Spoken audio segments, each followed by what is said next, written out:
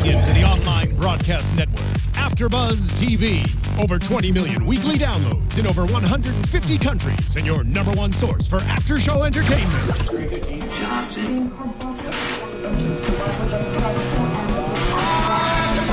AFTERBUZZ TV, the destination for TV superfans. Producing after-shows for over 300 of your favorite TV shows. Interviewing celebrities and showrunners. And bringing you behind-the-scenes exclusives. All thanks to E! Entertainment's Maria Menounos, producer Kevin Undergaro, and internet leader Akamai. Now, let the buzz begin! Yes, I like that. Let the buzz begin. Welcome to AfterBuzz TV's Arrow After Show, here to break down another exciting but devastating episode. I'm your host, Alikona Bradford, and I'm joined by two gorgeous, lovely ladies. Please, excuse me. Introduce yourself. Your beauty has stunned me. I can't talk. You're just too heartbroken. I am too heartbroken, but we still want to know who you are. Yeah. Well, I'm gorgeous #1, Katie Cullen. Hi, all my buddies. And what are you looking for in a man? A heartbeat. Oh, that's a good one. An Arrow fan. Oh, well, yeah, if you want specifics. Hi, Yael Tygiel here. That's all. I'll take Stephen Amell. If he ever gets a divorce, I'll take one of those too. He has a heartbeat. Santa. I'm sure all of our Arrow listeners are like, oh. Yeah, the men are probably like, you know what? Girls. We're already starting off on a wrong foot, I know. guys. But They're shipping themselves now. I know, right? I want to talk about the first thing, the most obvious thing is Sara. And to me, this episode, it made it official. Because last episode, yeah, okay, so she fell from a building. There are just a few arrows in her heart, but you never know. I mean, did you believe that she was alive? there was hope, okay? Team Arrow is filled with very intelligent individuals, and you never know. Miracles can happen. This is TV. As far as I'm concerned, we follow comic book rules as far as deaths go, and if there's not a body, they're not dead. Yeah. There was very much a body. There was one hell of a body at the end of last episode. Yeah. But, God, when we saw her, though, on the table, just there. Mm-hmm. Yeah. You know, staring. just corpse. Yeah. With arrows coming out. I was like, oh, okay, yeah, this is, wow, she's really gone. Yeah. How did Laurel get her all the way down there? She's stronger than she looks. That's what I was thinking. I think she called someone, guys. I think she called she had a friend. Ooh. Buddy call. Yeah.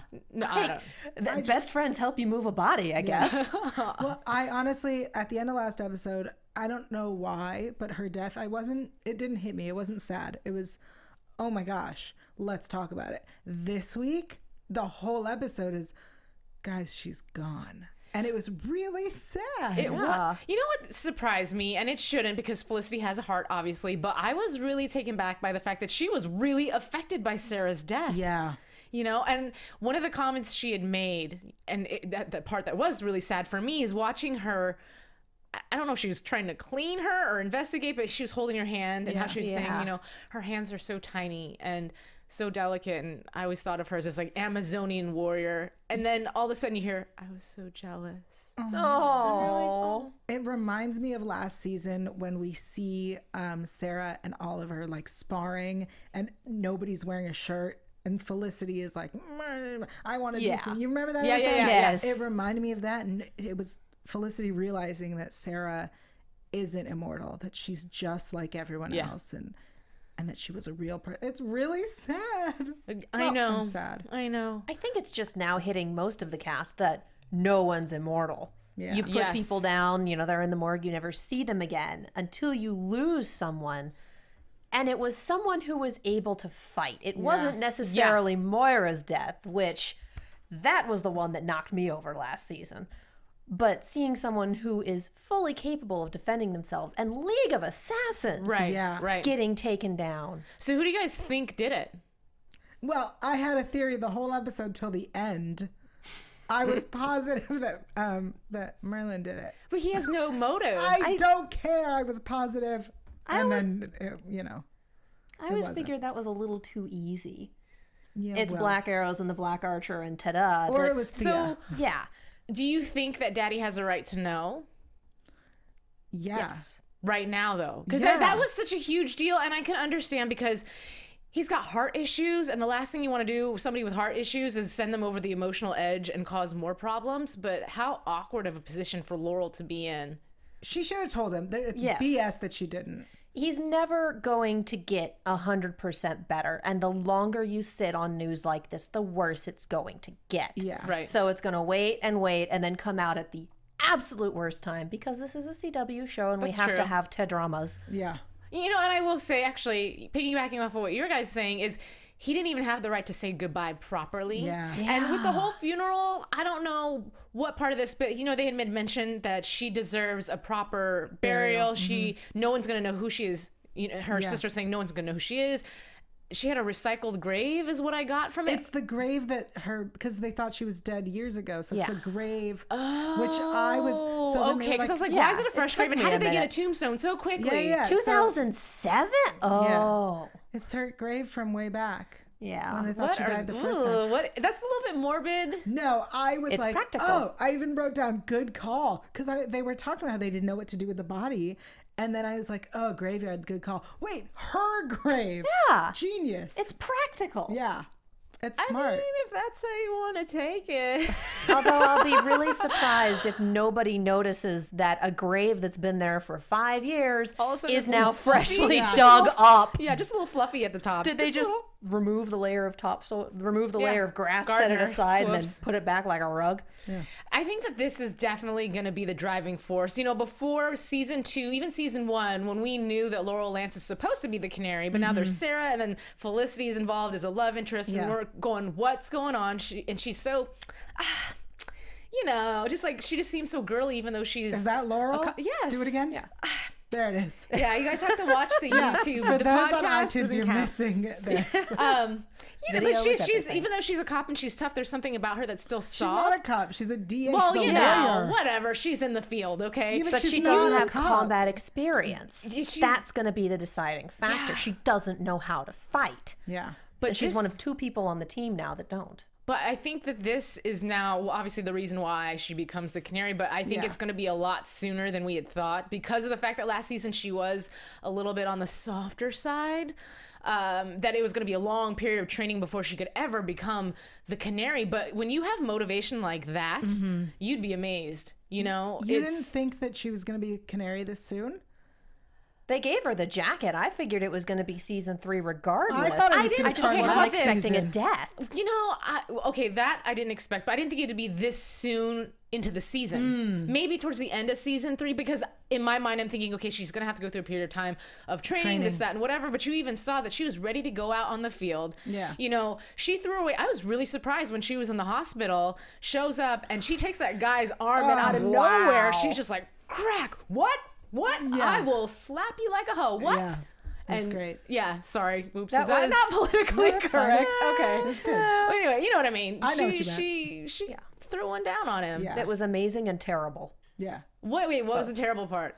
She beat The a fact man. that was stunningly illegal, especially for a Okay. DA to come in, pull rank and family, lie about things, and then beat up a guy who's in a hospital bed. This is not lawful good. This is neutral good.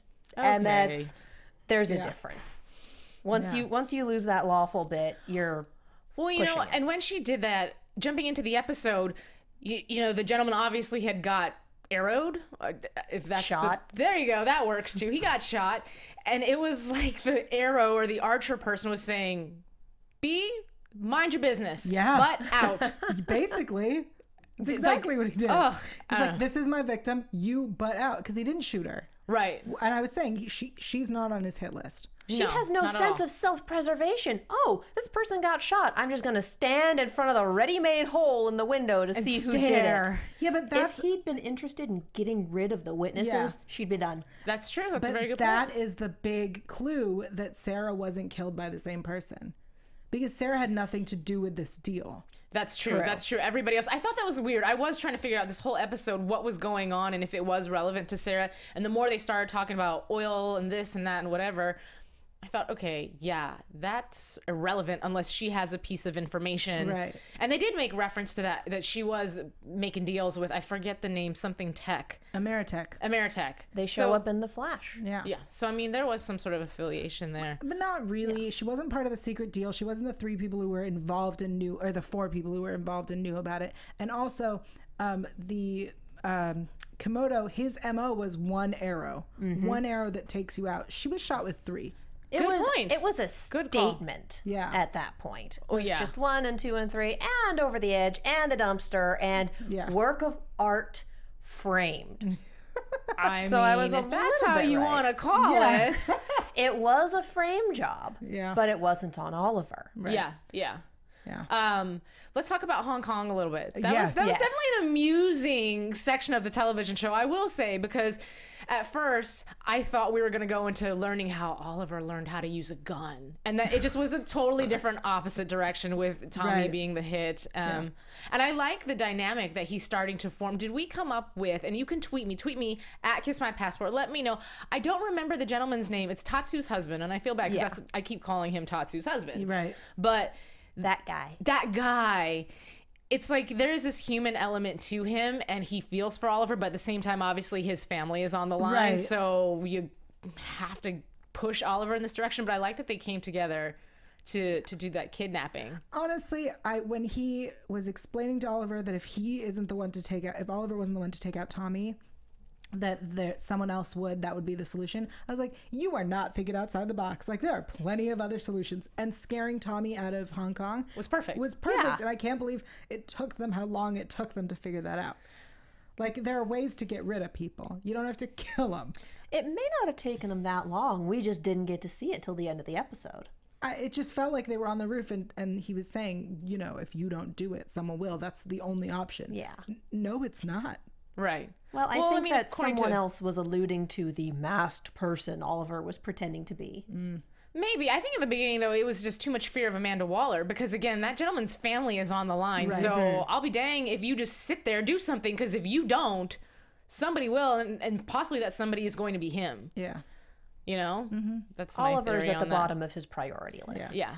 But I did think it was really cute. I don't know, what did you guys think about the fact that Tommy went all the way to Hong Kong just to look for his best friend? Well, of course. He's Yeah. rich and naive and fully capable of doing this, even if it was stunningly misguided and a terrible plan. And he had nothing else to do with his time. That too. Oh, I thought it was funny because when he was tied up, you know, do you know who my father is? Yeah. Like, not Okay, even- Draco Malfoy. Yeah, like, I don't know. I was amused by watching both of you guys watch it and laughing because we were laughing a little bit about how Tommy's just so scared. Well, so here's what made me laugh the most is at the end when the quote unquote Hong Kong police show up. It's great. and Tommy's like, great, you're here. And he's like, I got you. I'll take you home. Like, I'll get you out of here. Hong Kong police, when they come to save you, will not be speaking English because they know that you speak English. Oh, yeah. Like, what? Are you crazy? And one officer shows up? But that's assuming that Tommy is smart enough to think through his panic. And we already know from what we've seen in season 1 that that's really not the case.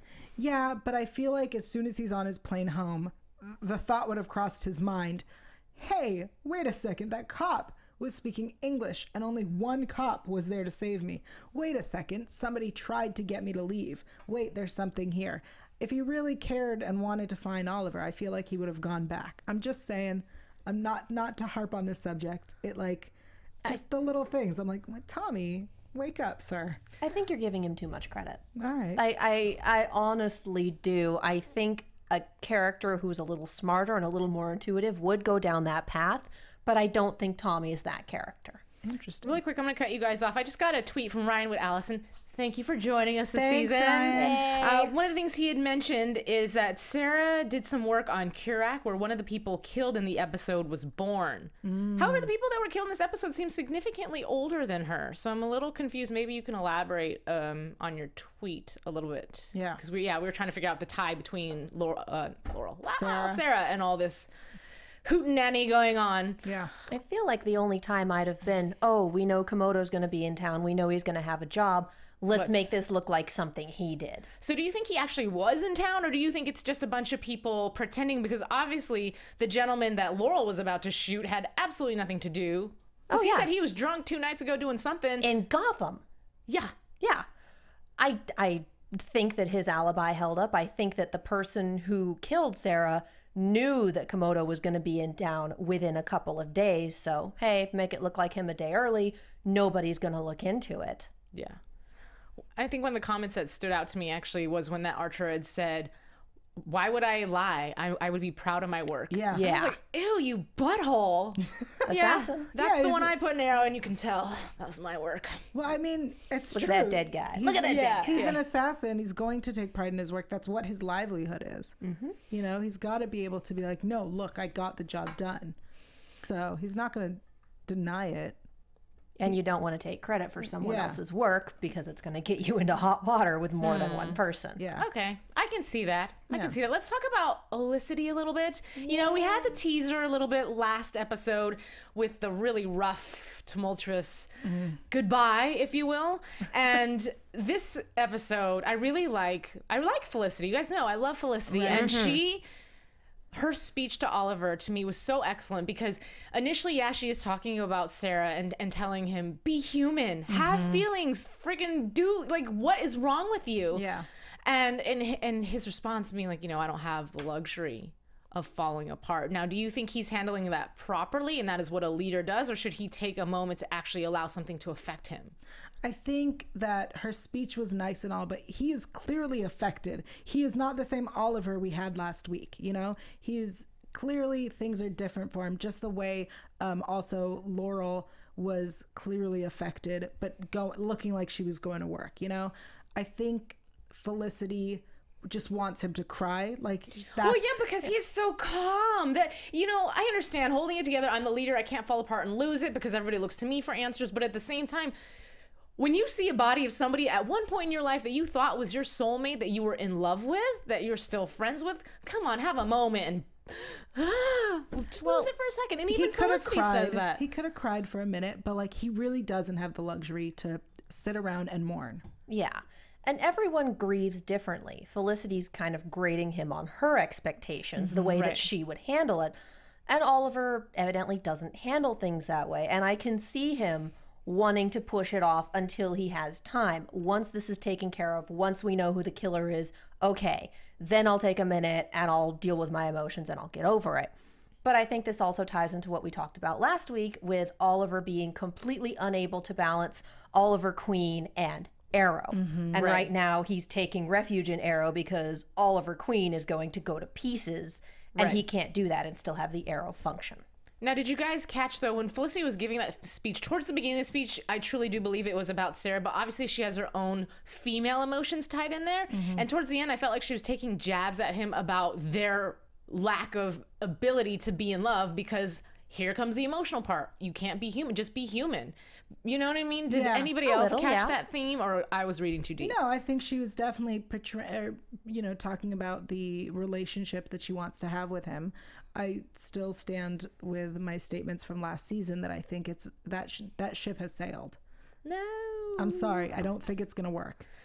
Not until he needs to learn to balance. I'll give it a chance if he learns to balance, but I think you're right. As he is right now, no way. Felicity's not going to put up with that. Well, I mean, she made her decision at the end of the episode. Yeah. Here's Ray. Let's talk about Ray Palmer and his $1.2 billion. What a jerk. Seriously. What a jerk. When someone tells you no, you stop. And he may have had the best intentions in mind, and he may want to give her a good job and this and that and the other, but no means no. I don't care how rich you are. You gotta stop. I'm going to say something, and I really hope someone else caught this reference so that I'm not a freak. His actions of buying her company was so Christian Grey, was so 50 Shades of Grey, where the man with all the money buys the woman's company because he wants to be with her, and she's like, no. And he's like, well, then I'll just buy where you work. It's disgusting. But here's the thing. Disgustingly related. Here's the thing, though. From our perspective, we're like, oh yeah, it's so chauvinistic. Somewhere out here in America, somewhere in this world, somebody watched that episode and some girl said, oh, how I romantic. wish a man would do that for me. But that's someone saying yes to it. Yeah. If she wants someone to do that for her and they do it, great, fantastic. We've all consented. Let's do the thing. Felicity has been saying no from the beginning, and he will not stop. And it's nice that he had this nice little moment and you're not angry at me, you're angry at something else, and I'm sorry you're having a tough time. Okay, that's supposed to endear us to him, whatever. She still said no. He's still going. Right. I'm going to be honest, that whole conversation, that whole speech would have been so great if it hadn't had started with him buying her company. Right. Yeah. I was like, this is so, like, this is a great speech. He seems like a great guy, but I'm not going to forget the fact that he stalked her. And she even points out all the things that he does. He stalked her. Those watching Stalker will understand. It's not okay. Yeah. I don't care how charming and nice he's supposed to be and how much we're supposed to love him. And I know he becomes a hero and he's a member of the Justice League. I don't care. It's creepy. I'm going to be honest. I don't see him.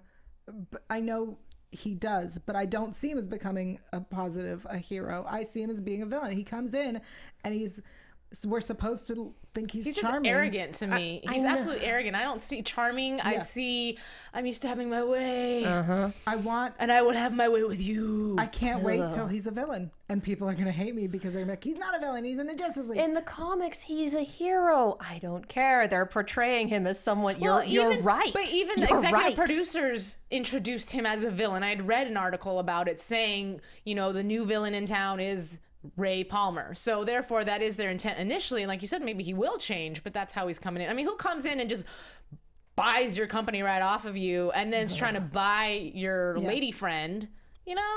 It's creepy. Wait, it's creepy and messed up and wrong. I'm trying to offer you a good job. You don't want it? You don't want to sleep with me? You don't want to go on a date? You don't want to... But why? I'm great. Yeah. I'm very sorry for what you're going through, but I know you're not actually mad at me at all. People aren't ever mad at me. No, she's...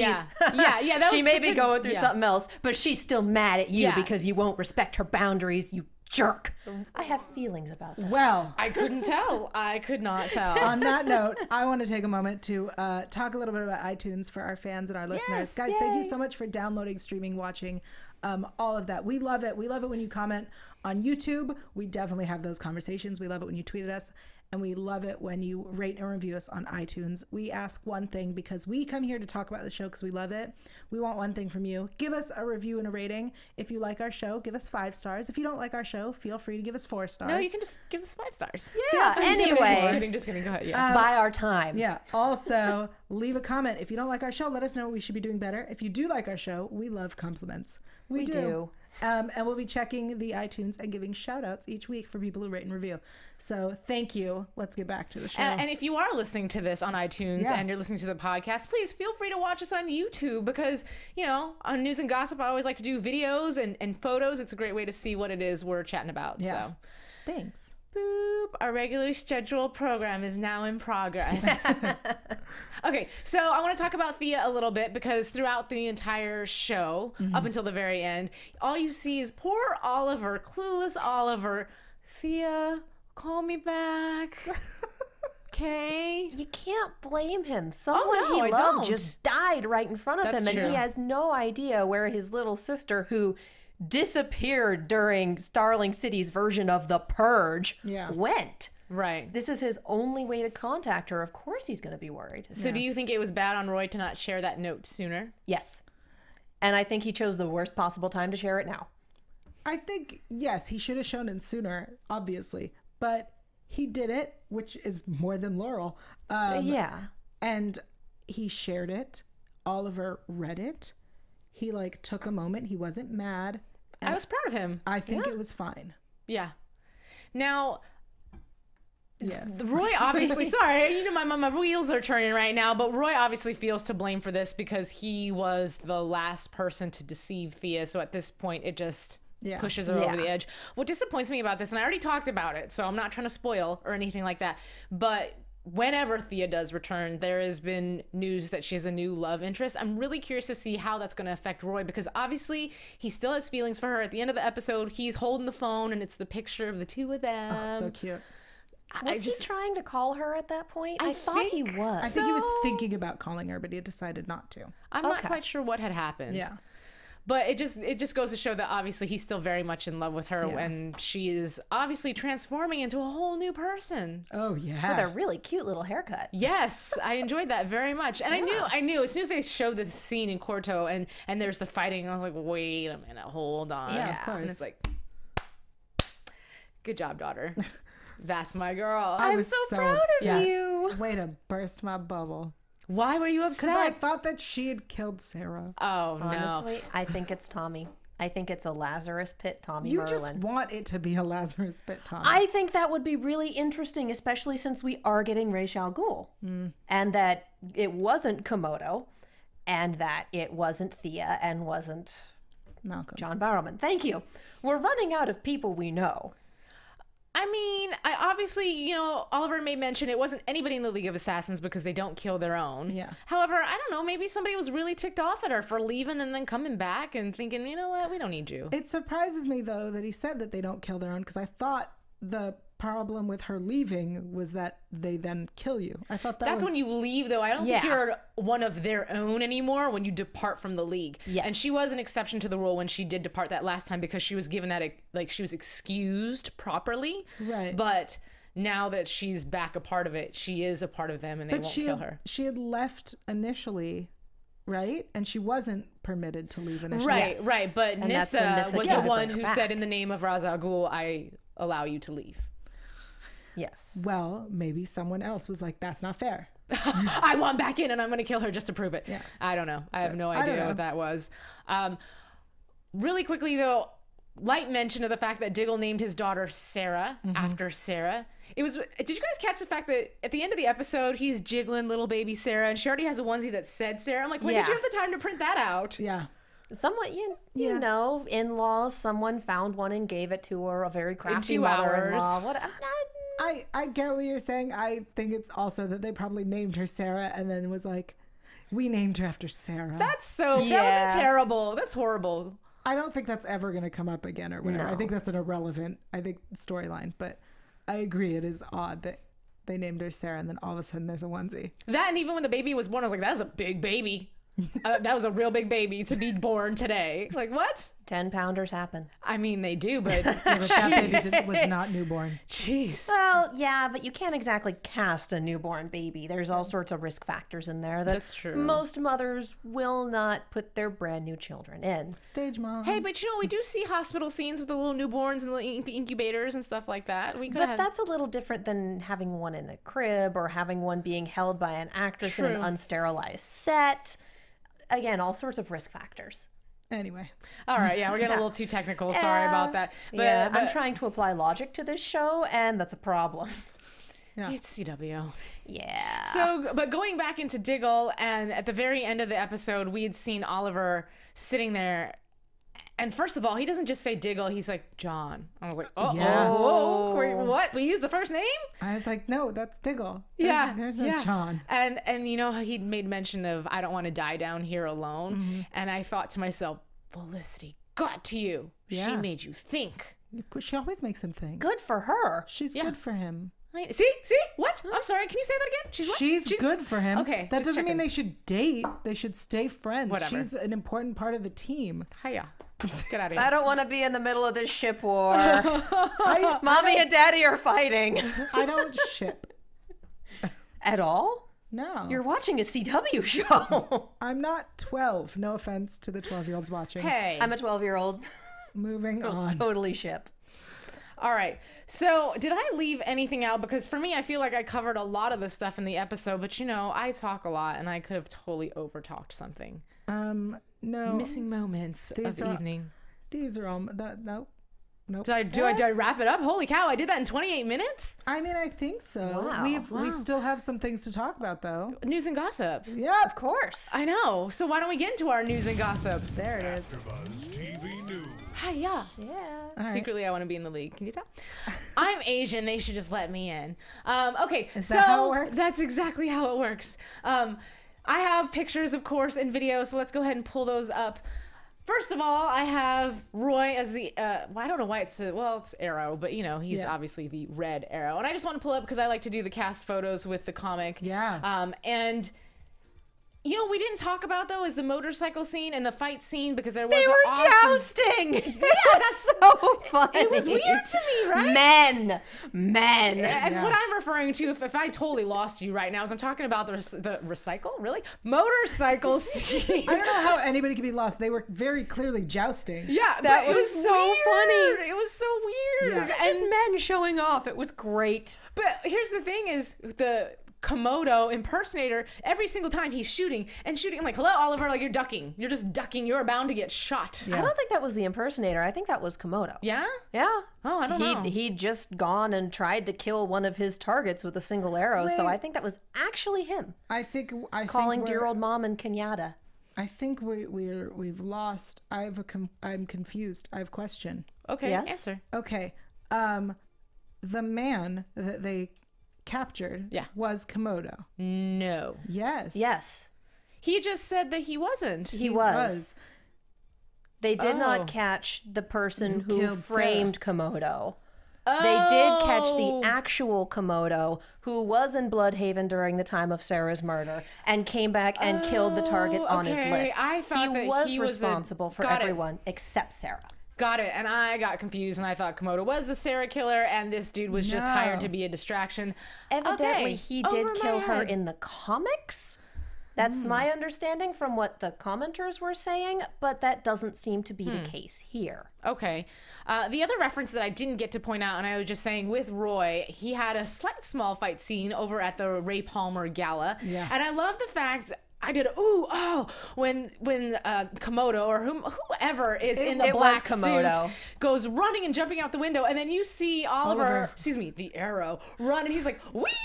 And then all of a sudden Roy disappears. We're like, wait. No, where did Roy I go? Took the stairs. He looked out the window, saw that they jumped. He's like, no thanks, I'm good. Okay. I have thought fun." he would appear downstairs. Yeah. with No, he them. never happened. No. No. I have not taken that lesson yet. I'm staying away from the window today. Yeah, you're like, that's next month. Sorry. Okay. He's standing in a room full of not the victims, but like the people at the party. They're all like terrified. I'm Right. like, And he's "Roy, like, Just leave, dude. go, Just leave. go." He's like, okay, bye guys. That See you was a later. brown belt technique, Yeah. and you are a blue belt. Right. Get out. Right. Okay, next picture, please. Boop-a-doo. Oh, okay, so Sherwood Florist will be appearing shortly, and it is Dinah Lawrence. Wow. Lance. Thank you. Diana Lance's florist shop, and it was just a quick reference. Now, again, I'm not huge into comics. My roommate actually is, and he was a little bit clueless as to why, so maybe you guys know why they would reference this, because the only reference I know of is Robin Hood. Yeah. So to bring that into a DC comic, little confused, but again, please feel free to leave the comments and let us know, because sometimes we miss stuff. Right. He's an archer in green. Yay. That's what I was gonna go with, but also Duh. I'm gonna Occam's go. razor? I'm gonna I did go go to on a college. way out there reference. Way out there. Okay, So do it. Not the actual reference. I want to clarify. This is me in my head. Sherwood Florist. Recently on Doctor Who, there was a Sherwood Forest episode. Yeah. Also, Dinah, played by Alex Kingston, who was River on Doctor Who.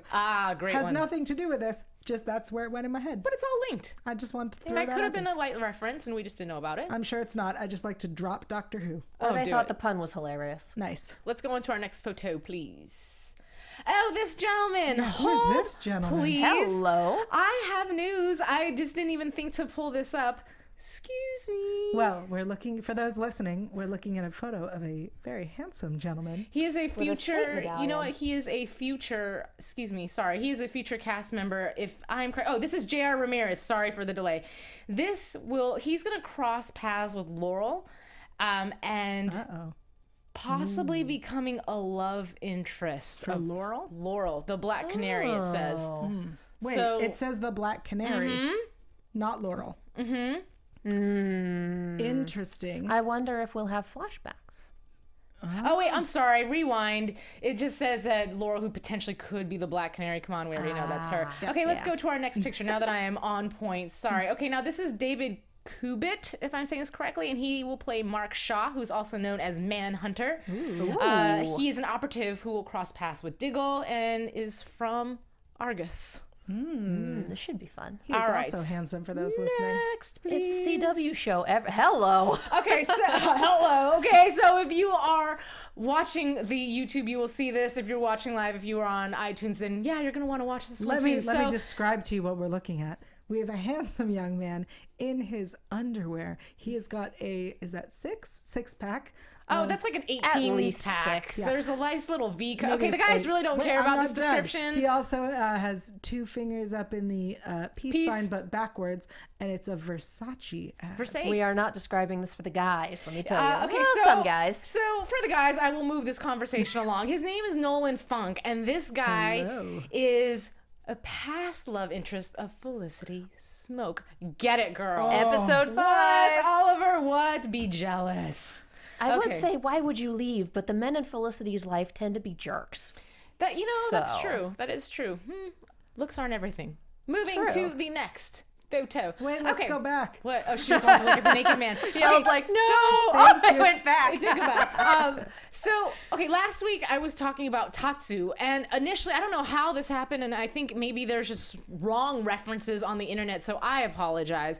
But I had made mention of Steve Aoki's sister, Ryla, playing Tatsu, and when we watched the episode, I thought, wow, that doesn't look like her. And it's because it's not her. It's actually this young lady right over here, and her name is Ryla Fukushima. Okay, so I think the other girl's name is not Ryla. Excuse me. Like I said, say that 3 times real fast. She is in a lovely dress. She is. And if you are a fan of Pitch Perfect, I'm not going to lie, I really like that movie. She's the little Asian girl that talks just But like that this, and doesn't- she tries to say you can't really. Is it? Yes, that is her. Are you sure? I am absolutely 100% positive. Okay. This time I am right, and I just wanted to make that correction because I referenced the wrong young lady last week. Sorry.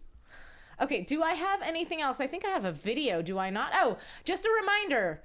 Stephen Amell's charity, F Cancer, he's still selling the shirts, so please go on, look for them. 100% of the proceeds go to the F Cancer Foundation. And I have a video, which we are being told to wait 1 moment, please. So we're going to skip the fancy music for predictions. I'm going to let you guys give predictions while we get our video queued up. Oh, nice. So, who wants to go first? You do. Oh, okay. What? She just volunteered. All Threw right. her under the bus. Straight Go. under the bus. Thank you very much. You're welcome. Well, we do know that we are going to see Thea next episode. We are going to attempt to get her back. And honestly, I have no idea how that's going to go, but that should be fun and interesting. I am expecting a throwdown with the Black Archer. Oh, yeah. Because Oliver doesn't know he's alive. No, he doesn't. And I think it'll be really interesting for him to see that, but also, too, the fact that Thea's now on his side. True. Alliance swap. And I think the theory will be, did you just get brainwashed? What's going on, and why are you here? And I will not leave without you. You are coming with me. Wait, but Oliver knows that he's her dad.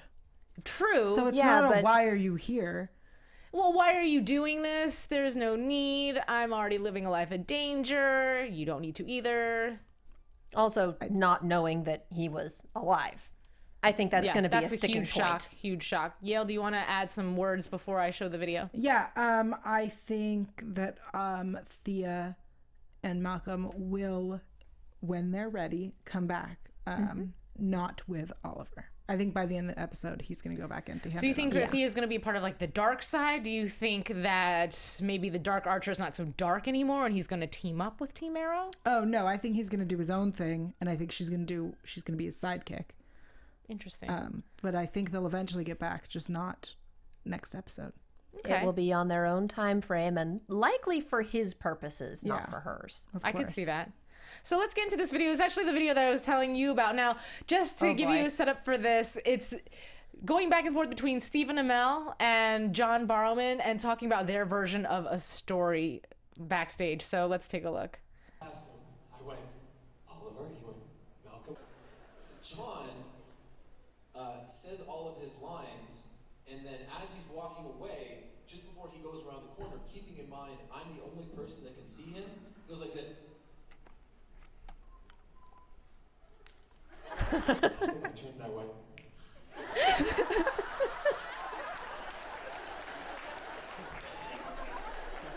Paul's a method actor. Paul's like that.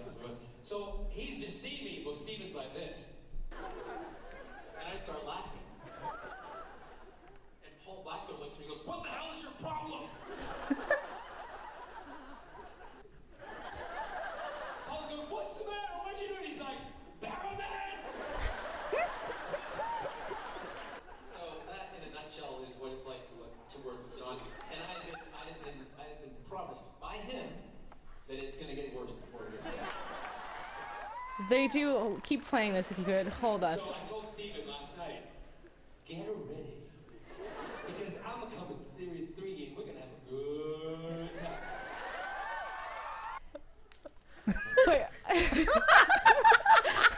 For those listening, you're missing some great stuff. Yeah, we're getting a really basically Broadway posing. Yeah. Yeah, you know, it's Stephen Amell really trying hard to impersonate the dance move that John Barrowman was clearly a lot better at. But anyways, I thought it was really funny, so I wanted to show it. Barrowman's trained. Yeah. This is true. I like that they were talking about how Paul stays in character. Yes. And what I just found out at Comic-Con when I got to meet the cast this last summer is that he's English, which I didn't know.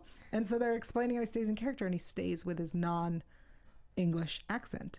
Interesting. Yeah, he speaks with his New York accent, which is hilarious.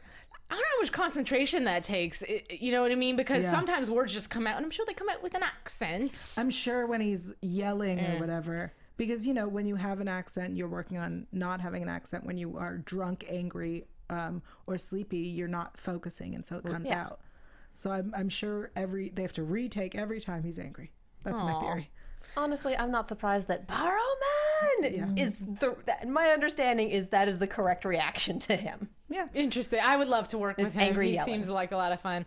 And hopefully we'll get to see him in the future. What? He might come on What? the show? Hint, What? hint. Yeah, teaser? Maybe. Anyhow, we already did our production, so why don't we go ahead and find out where everybody can follow you guys? Awesome. I will begin, if that's okay. Thank you. You're welcome. You can find me online at yael.tv. That's YAEL.tv. There you'll find information about the beautiful stylings from Siren's Boudoir. You can also find me on Twitter, Instagram, YouTube, and Google Plus at Yael Tygiel. That's YAELTYGIEL. I'm Katie Cullen. You can find me on Twitter and Tumblr at Kiaxet. That's KIAXET. I am also on Z Nation and Sword Art Online here at AFTERBUZZ. And I'm Alikona Bradford. You can find me at Kiss My Passport. If you watched last episode, I am still doing Global Dance Domination, so please find me at _GD_Domination. Google Global Dance Domination. Watch the trailer. If you love it, I would love if you tweeted at me, told me what you thought about it, and if you donate, hey, that's okay too. Either way, thank you so much for joining us tonight on Arrow After Show. We will see you next week. From executive producers Maria Menounos, Kevin Undergaro, Phil Svitek, and the entire AfterBuzz TV staff, we would like to thank you for listening to the AfterBuzz TV network. To watch or listen to other after shows and post comments or questions, be sure to visit AfterBuzzTV.com. I'm Sir Richard Wentworth, and this has been a presentation of AfterBuzz TV. Buzz you later! The views expressed herein are those of the hosts only and do not necessarily reflect the views of AfterBuzz TV or its owners or principals.